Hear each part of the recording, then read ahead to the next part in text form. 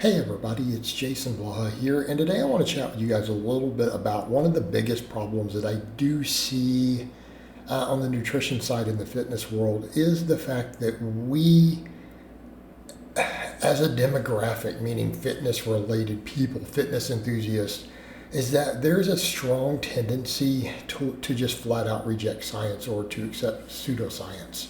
Meaning, when we have areas like nutrition in which we actually have pretty robust studies, again, exercise science is different because we don't have the same total magnitude of studies and the same, interest by the public and financial investment into performing large-scale epidemiology studies, large-scale metabolic ward studies, and clinical trials and things.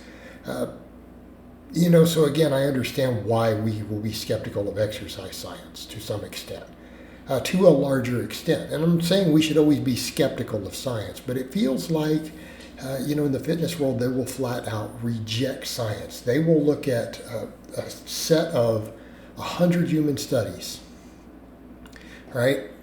90% of them, both clinical trials as well as epidemiology will overlap and come up with pretty much the same conclusions with maybe a 10% divergence, right? Maybe 10% showing a slightly different outcome. But with 90%, and that's pretty good in most areas of science, showing the same outcome, people will still say, no, I refuse to believe it. Like, really? They found it in the metabolic ward. We found it looking at the epidemiology in 7 different countries. They don't even have the same financial and political agenda, so you can't blame that, right? And they'll say, nope, I refuse to believe it. And then they'll say, I found a rat study that said the opposite, okay? And they will do that. Notice I didn't even mention any specific areas because we shouldn't need to. Because, again, if I mention those areas, it will shut people off. So if I were to give you guys specific examples, people will tune out right there. Aha, he's trying to promote this agenda I'm against, right? But they'll tell you that. They'll say, I don't care how much research is done. And I've heard people say that. I refuse to believe that. And I'm like, well, why? Because I just refuse to believe it. I won't believe that X food is healthy or that Y food can contribute to disease. I refuse. Or I refuse to believe that X food is better than the Y food, even when studies in the metabolic ward directly replace it in people, and we see either an improvement in triglycerides or liver fat within weeks, or we see an improvement in insulin sensitivity or fasting glucose, improved good cholesterol, HDL going up, right? Improvement in the triglyceride to HDL ratio, right? Like, we'll see all those. And notice we could be talking about different types of carbs, fats, whatever. And they'll say, I refuse to believe it. I'm like, but what about all these studies? Nope. And if they don't have any studies referred to, they'll refer back to, say, a rodent study. Well, in this study on rats in 1992, they found this. And I'm going to place that as a higher value. The reason I refuse to believe 7 different metabolic ward studies where they directly studied it in humans in the lab. And this is what they consistently saw. They'll refuse to believe it. The problem is I've also seen people who take those stances who I've known, and they have a fitness or nutrition related Facebook page or website with 80,000 followers.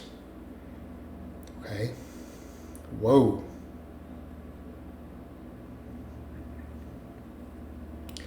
Therein lay another problem.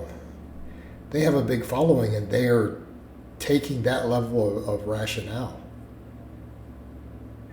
No, I'm going to base the entirety of everything off of a 1992 rodent study, and I'm going to ignore all these clinical trials. Or if you have 10 of the clinical trials and 9 of them agree and one of them shows something slightly different, they jump up, aha, see this conflicting data.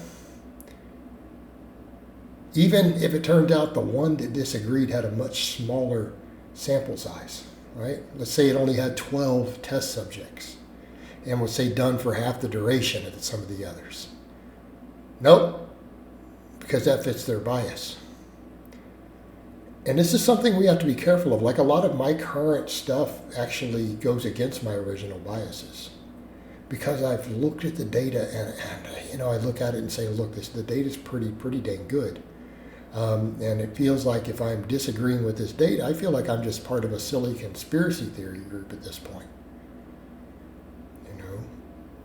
It's its own set of problems. But therein lay the problem with the anti-science of it also. A lot of people are too entrenched in that, right? And they'll say, well, how dare you? It's like, but you do realize, I'm not saying all conspiracies are wrong, by the way. I'm not saying they're all incorrect.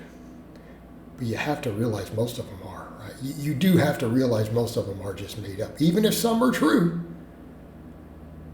there's a pretty big chunk of them that are pretty fake. In fact, I've even seen the conspiracy theorists say that. Well, these others are meant to distract us from the real one, to make all of us look dumb. And it works, because it does make all of them look dumb, so they may have a point. Right?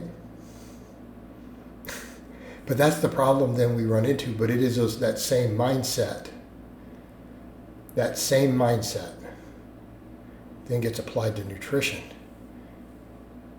Instead of people actually thinking, maybe the majority of people, the medical doctors and nutrition researchers, actually do have the greater good in mind.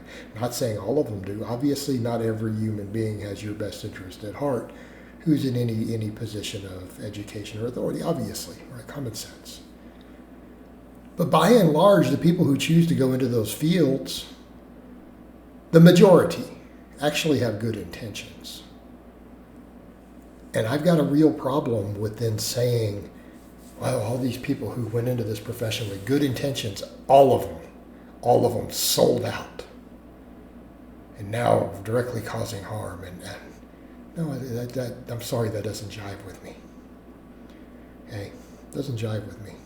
Particularly when you can see plenty of financial bias and industry bias towards some of the other end. It's oftentimes very clear that that's the case. And maybe that clouds the data a little bit. All right? Just, worth noting. But yeah, that's the thing, that as a community, nutrition people tend to be prone to ignore science, extremely cherry-pick science, use pseudoscience, and then ignore good data when it is presented if it doesn't match their bias. And oftentimes their bias comes directly from a conspiracy. Right? One of the biggest issues we have. All right, guys, but that's really all I have to say on that today. I hope it's been informative, and I'll talk to you guys next time.